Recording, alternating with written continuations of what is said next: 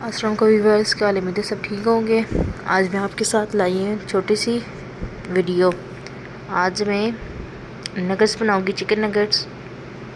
یہ ہم نے مال سے لائے ہیں، یہ بہت ہی یمی اور کرسپی ہوتے ہیں۔ آج میں نے گھر میں اتنا کچھ بھی نہیں بنایا، آج میرے ہسبینڈ یہ لے آئے تھے اور ساتھ ہی یہ 2 مسالے ان کے ملتے ہیں، اور ان کے جو یہ 2 پیکٹ بہت ہی مزے کے ہوتے ہیں۔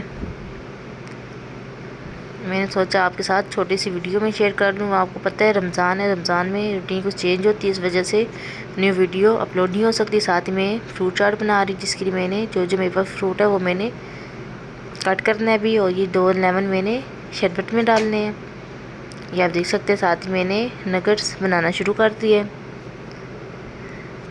اور آپ سب کا بہت بہت تھینکس جو آپ مجھے سپورٹ کرتے ہیں۔ یہ میرا فروٹ چاٹ بن گیا، اس پہ میں نے صرف دہی اور جمشیری ایڈ کرنی ہے۔ انشاءاللہ آپ کے ساتھ میں جلدی اس کی ویڈیو بھی شیئر کروں گی، اس کی ریسپی کی۔ یہ آپ دیکھ سکتے ہیں میری چھوٹی سی ویڈیو ہے، امید ہے آپ کو اچھی لگی ہوگی،